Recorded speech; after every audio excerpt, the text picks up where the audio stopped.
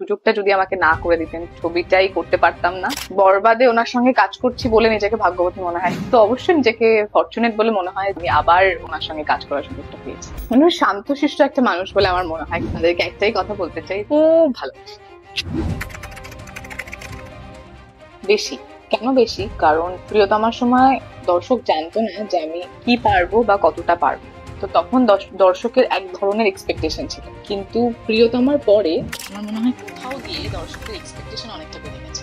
এখন যেটা হয়েছে যে বরবাদে যখনই কাজ করার আগে আমাকে এটা মাথায় রাখতে হয়েছে যে ওই এক্সপেকটেশন লেভেলটা আমাকে ছুতে হবে বা তার থেকে বেটার পারফর্ম করতে হবে। তো এই ছবিটা আমি আরো বেশি যত্ন নিয়ে ফেলেছি।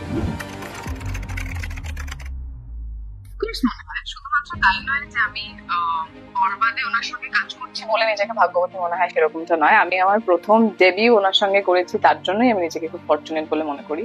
আর অবশ্যই একজন স্টারের সঙ্গে কাজ করার জন্য আমার মনে হয় শুধুমাত্র বাংলাদেশ নয়, বাংলাদেশ, কলকাতা এবং বিভিন্ন জায়গায় বিভিন্ন আর্টিস্টরাই মুখিয়ে থাকে। আমিও সামহাও কোথাও মুখিয়েই ছিলাম যে আমিও একটা ভালো প্রজেক্ট ওনার সঙ্গে আবার করতে পারি। তো অবশ্যই নিজেকে ফরচুনেট বলে মনে হয় যে আমি আবার ওনার সঙ্গে কাজ করার সুযোগটা পেয়েছি।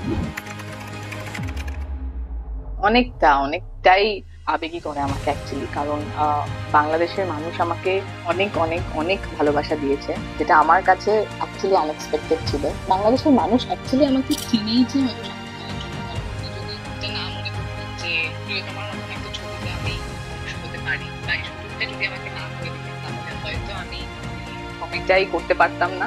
যদি ওই ছবিটা না করতে পারতাম তাহলে বাংলাদেশের মানুষ আমাকে চিনতেই পারতো না।